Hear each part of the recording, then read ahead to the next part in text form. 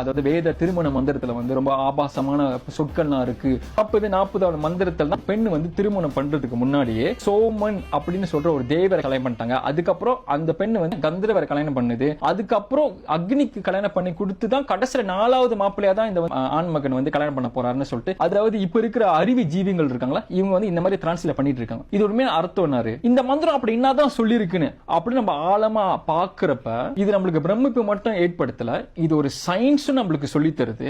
Science மட்டும் இல்ல, ஒரு பெண் குலத்தையே அப்பேற்பட்ட ஒரு உயர்வான பாக்குற மனப்பக்குவம் நம்மளுக்கு கொடுக்குது. விதத்துல வந்து நம்ம எல்லாத்தையும் ஒரு பிரபஞ்ச சக்தியா தான் பார்த்திருக்கோம். சோ வேதத்துல சொல்ற இந்த இந்திரன், அக்னி, வருணா, வாயு அப்பெல்லாம் வந்து ஒரு தேவர்கள் சொல்றாங்களா, வசு, ருத்ரா, ஆதித்யா அந்த மாதிரி சொல்றாங்க. இது எல்லாமே நம்மளுக்குள்ளேயும் இந்த பிரபஞ்சத்துக்கு வெளியே இருக்கிற சக்திகள், இதெல்லாம் தத்துவங்கள். அதுதான் நம்ம இந்து மதத்துல வந்து 30 முக்கோடி தேவர்கள் சொல்றாங்க. அதோட அர்த்தமே வேற. அந்த வார்த்தையில உங்களுக்கு பார்த்தாலும் புரியும். அதாவது இந்திரன் நம்ம சொல்றோம்ல, இந்திரனோட வார்த்தை பாருங்க இந்திரியம். அதாவது நம்மளுக்கு இருக்கிற பஞ்ச இந்திரியம் இருக்குல்ல, 5 சென்சஸ் இருக்குல்ல, அதுக்கு தலைமை தாங்கிறது தான் இந்திரான்னு சொல்றோம். அந்த வார்த்தையிலே பாருங்க உங்களுக்கு அந்த அர்த்தம் புரியும். உள்ளுக்கும் வெளியும் செயல்படுற இந்த பிரபஞ்ச சக்திகள் தான் காமிக்குது. ஒரு பெண்ணு வந்து நம்ம நினைக்கிற மாதிரி ஒரு சாதாரண மனித பிறவி இல்ல. அதாவது இந்த பிரபஞ்சத்துல இயற்கைன்னு ஒரு விஷயம் இருக்குல்ல, அந்த இயற்கை வந்து ஒரு மாறுதல் போயிட்டு இருக்கு. நீங்க பாத்தீங்களா, நிலவு பாத்தீங்கன்னா மாறுதல் போயிட்டு இருக்கு, இந்த கடல் வந்து மாறுதல் போயிட்டு இருக்கு, இந்த ஒரு நேச்சர், இந்த ஒரு இயற்கையே ஒரு சீசன்ல போயிட்டு இருக்கு. இதே மாற்றங்கள் அப்படியே பெண்களுக்கும் நடக்குது. அப்படி பாக்குறப்ப பெண்கள் வந்து இயற்கையோட ரங்கம் தானே.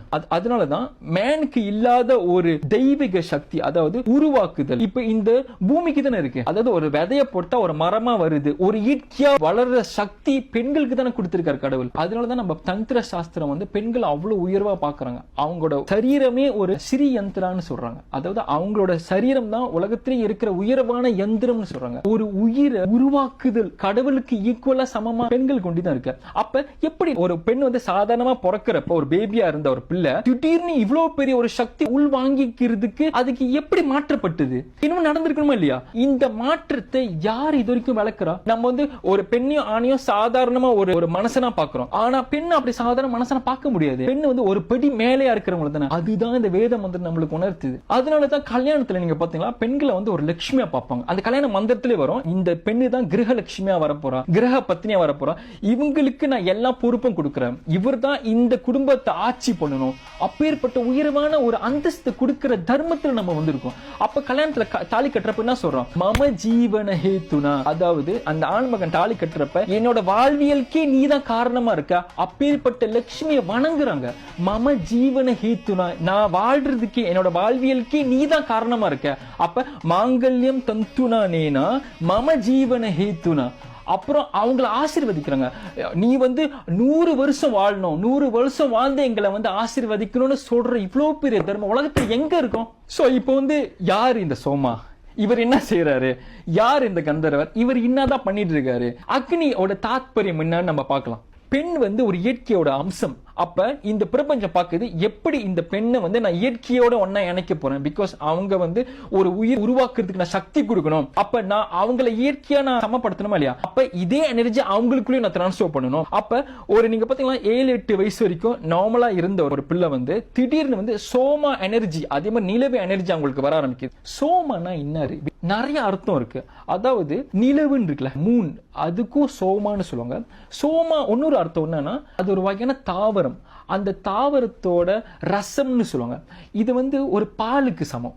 பால்னா மில்க்கு சமம். இது எப்படி நம்மளுக்கு வந்து ஒரு ஊட்டச்சத்து கொடுக்குதோ, நரிஷ்மெண்ட் கொடுக்குதோ, இந்த பிரின்சிபல் தான் சோமான்னு சொல்லுவாங்க. அப்ப அந்த ஒரு காலகட்டம் ஒரு 8 வயசு கிட்ட அந்த ஒரு பெண்ணு வந்து பிலார்கின்னு சொல்லிட்டு ஹார்மோனல் சேஞ்சஸ் வர ஆரம்பிக்கும். இதை நீங்க சயின்ஸ்ல பயாலஜில பார்க்கலாம். அவங்களுக்கு வந்து ஒரு மார்பகம் உருவாக்க ஆரம்பிக்கும், பிரஸ்ட் டெவலப்மென்ட்னு சொல்லுவாங்க. இப்ப இவங்க உருவாக்குறப்ப இதுக்கும் நீங்க பாத்தீங்கன்னா சோமன் அதுக்கும் சம்பந்தம் இருக்கும். அதாவது சோமன் எனக்கு என்ன சொன்னா, இது வந்து பால் சம்பந்தப்பட்ட விஷயம். சோ இந்த பெண் வந்து சோமா கண்காணிப்புல இருக்காங்க. இந்த ஏன்னா இப்ப ஒரு சாதாரண மனசனா இருந்த ஒருத்தவங்க வந்து இயற்கையா மாறிக்கிட்டு இருக்காங்க. அப்ப சோமா அடுத்து வந்து நீங்க பயாலஜில பாத்தீங்கன்னா திலார்கி முடிஞ்சோன பியூபார்கின்னு வந்து ஒரு ஹார்மோனல் கட்டம் வரும், ஒரு ஃபேஸ் வரும். அது என்னன்னா அப்பதான் அவங்க உடம்புல ஒன்னும் ஹார்மோனல் மாற்றங்கள் நிறைய வர ஆரம்பிக்கும். அப்ப வந்து கந்தர்வ என்ன செய்றாங்க, இவங்களை வந்து ஒன்னும் வளர்ச்சி உருவாக்குறாங்க. அவங்க வந்து அவங்களுக்கு ஸ்வீட் ஸ்பீச் வர ஆரம்பிக்கும். அவங்களோட சரீரமே அப்படிப்பட்ட ஒரு அழகு நோக்கி அவங்கள போவோம். அதாவது கந்தர்வ வந்து அவ்வளவு பெரிய ஒரு ஆர்கிடெக்ட் அவங்கள பண்ண ஆரம்பிப்பாங்க. அவங்க உடம்புக்குள்ளே. இவங்க வந்து கிரேஸ்ஃபுல்லா, ஒரு ஃபெமினினா, அப்படி சொல்லி கந்தர்வான ஒரு சங்கீதம், ஒரு கலை, ஒரு அழகு, இந்த மாதிரி ஒரு விஷயத்துல இவங்களுக்கு வந்து கொண்டு போறாங்க. அப்ப இதுதான் மிடில் ஃபேஸ். என்ன ஃபேஸ்னா பியூபர்ட்டி. இந்த காலகட்டத்துல முடிஞ்சோன்னா அடுத்த ஒரு ஃபேஸ் போது, அதாவது கந்தர்வா கடைசில யாருக்கு கொடுக்கறாங்க, அவங்க பொறுப்பை வந்து அக்னிக்கு கொடுக்கறாங்க. இப்பதான் அந்த பெண்ணு வந்து ஒரு இயற்கையோட முக்கியமான ஒரு சக்தி, உருவாக்குதல் சக்தி கொடுக்கிறதுக்கு அடுத்த ஒரு சக்தி வருது, அதுதான் அக்னி சக்தி. அப்ப அக்னி என்ன பண்றாரு, முதல்ல அவங்களுக்கு வந்து மென்ஸ்ட்ருவேஷன் சைக்கிள் உருவாக்குறாரு, அதாவது மாதவிடாய்னு சொல்றாங்களா. இந்த ஒரு சக்தி நீங்க பாத்தீங்கன்னா ஒரு ரத்தம் தானே, ரத்தம்னா அக்னி. அப்பனா அவங்களுக்குள்ளே ஒரு அக்னி தத்துவம் வர ஆரம்பிக்கும். அதனாலதான் நீங்க பாத்தீங்கன்னா சீதா வந்து அக்னி அவங்க கையிலேயே எப்போதும் இருக்கும், திரௌபதியும் சரி, எல்லா அம்மனும் நீங்க பாத்தீங்கன்னா அக்னி சொரூபமா தான் இருப்பாங்க. ரொம்ப வேணாம், நம்ம தமிழ் சங்கத்துல இருக்கிற கோவலன் கண்ணகி கடை நீங்க பாத்தீங்கன்னா கண்ணகி கூட மதுரையை எரிச்சான்னு சொல்லுவாங்க. அப்ப பெண்களுக்கு எப்போதும் அக்னியோட சக்தி அவங்களுக்கு கூடயே இருக்கும்னு சொல்லுவாங்க. அப்ப அந்த சக்தி வந்து அவங்களுக்கு வந்து உடம்புல ஒரு மாற்றம் மட்டும் ஏற்படுத்தல, அவங்களுக்கு அப்படிப்பட்ட ஞானத்தையும் கொடுக்குது, அப்படிப்பட்ட ஒரு சர்வமேத தத்துவத்தையும் கொடுக்குது. இதுதான் அத்ரி ஸ்மிருதியில வந்து அவர் என்ன சொல்றாருன்னா, இந்த சோமன் வந்து ஒரு பெண்ணுக்கு வந்து பியூரிட்டி கொடுத்திருக்காங்க, ஒரு புனிதத்தன்மை கொடுக்கறாங்க. கந்தர்வ என்ன கொடுக்கறாங்கன்னா குரல் கொடுக்கறாங்க, அந்த மாதிரி ஒரு கலையை கொடுக்கறாங்க. கடைசில அக்னி வந்து இவங்களுக்கு வந்து அப்பேற்பட்ட ஒரு புத்தி, அப்பேற்பட்ட ஒரு சர்வமேத தத்துவத்தை கொடுக்கறாங்க. இதுதான் நம்ம கிரக சூத்ரால ஸ்மிருதியில இப்படிதான் வியாக்கியானம் கொடுத்திருக்காங்க. இவங்கள தான் நீங்க படிக்கணும். நீங்க ஒரு சிஸ்டத்தை எடுத்துட்டு நீங்களாவே தனி ஒரு சிஸ்டம்ல உருவாக்கினா அதுக்கும் இதுக்கும் என்ன சம்பந்தம் இருக்க போகுது?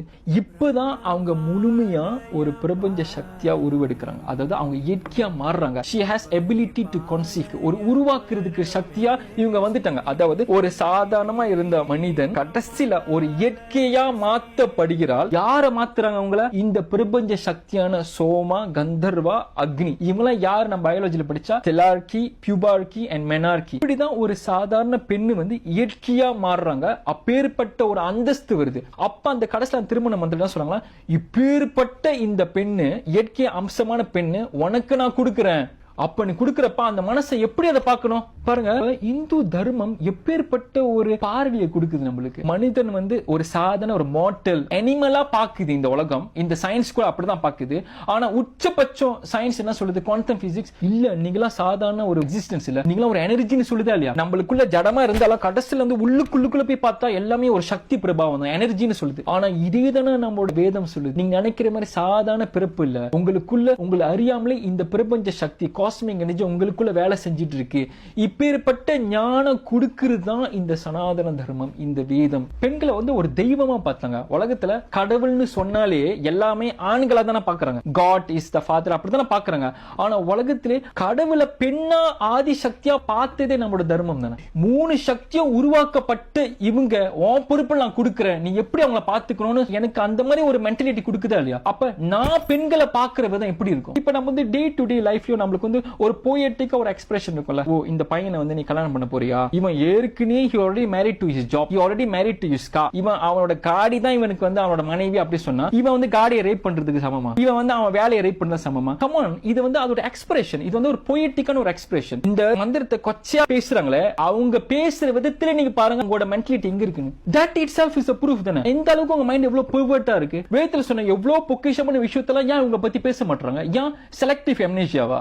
அதாவது இந்த விஷயம் தான் உங்க கண்ணுக்கு தெரியுதா, மத்த விஷயம் கண்ணுக்கு தெரியாம மறைஞ்சு போகுதா? அப்ப நான் இந்த தர்மத்துல இந்த மாதிரி நான் பெண்களை பாக்குறதுக்கு நான் பெருமைப்படுறேன். ஆனா இந்த தர்மத்துல விட்டு வெளியே போய் நீங்க மத்தவங்க பேசுறதுக்கு கைக்குள்ளே இருக்கீங்களே, நீங்க பேசுறதுலயே உங்க லட்சணம் தெரியுது எந்த மாதிரி ஒரு கீழ்த்தரமான புத்தி உங்களுக்கு இருக்குன்னு. ஆபாசமான ஒரு அர்த்தம் அந்த மந்திரத்துக்கு உண்டு. என்னன்னா, மணமகளை வந்து முதல்ல சந்திரன் கற்பழிக்கிறான், அதுக்கடுத்து கந்தர்வன் கற்பழிக்கிறான். யாரு சொன்னா இந்த சன்ஸ்கிரிட் மந்திரத்துல எங்க வந்து அந்த பெண்ணு வந்து கெடுத்தான ஒரு வார்த்தை நீங்க சொல்லுங்க பார்க்கலாம். எனக்கு வந்து சொல்லுங்க, ஐ வாண்ட் டு நோ. இந்த இடத்துல சன்ஸ்கிரிட்ல அங்க ரேப்னு வார்த்தை பச்சைக்கணும். ஐ அம் சேலஞ்சிங் யூ. உங்களுக்கு இஷ்டத்தை போல ஒரு வேத மந்திரத்தை வந்து இந்த மாதிரி ஒரு மொழி பெயர்க்கீங்க, கொஞ்சம் கூட ஒரு மூளையில உங்களுக்கு இப்பேற்பட்ட ஒரு உயரிய தத்துவம், இவ்வளவு பெரிய ஒரு சயின்ஸ், இவ்வளவு பெரிய ஒரு உயரிய ஒரு சிந்தனைய இவ்வளவு ஒரு கீழ்த்தரமா பேசுறீங்களே, அதிலே நிக்குது நீங்களுக்கும் எங்களுக்கும் உள்ள வேறுபாடு. இப்ப நீங்க பாருங்க, இதே மாதிரி வீடியோ வந்து தமிழ்நாட்டுல வந்து ஒருத்தர் பட்டைய பூசிட்டு பெரிய சைவம்னு சொல்லிட்டு ஒருத்தர் பேசிட்டு இருப்பார். இந்த வீடியோ யார் இப்ப யூஸ் பண்ணிட்டு இருக்கா தெரியுமா? மத்த மதத்துக்காரங்க இந்த வீடியோ யூஸ் பண்ணிட்டு இருக்காங்க. இப்ப இவங்கெல்லாம் செய்யறதுன்னா தெரியுமா, தன்னை மேல தானே கரிய பூசிட்டு இருக்காங்க. அதாவது நீங்களுக்குள்ளேயே சைவம் வைணவம் பிரிச்சு பிரிச்சு பிரிச்சு பிரிச்சு மத்த நம்ம மேல கறி பூசுறதுக்கு நீங்களாவே வேலை பண்ணிட்டு இருக்கீங்க.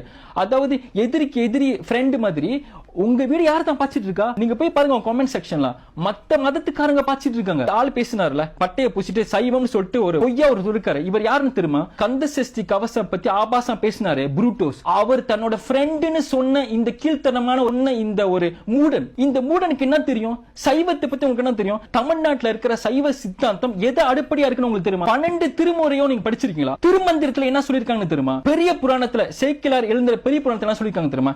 எப்படி திருமந்திரத்துல இருந்து பக்தி சம்பிரதாயம் அதுக்கப்புறம் மெய்கண்ட சாஸ்திரம் வந்துதான் இது எல்லாத்தையும் கோத்து தான் சைவ சித்தாந்தம் தமிழ்நாட்டில் இருக்க சைவ சித்தாந்தம். இந்த சைவ சித்தாந்தத்தோட வேறு உங்களுக்கு புரியல.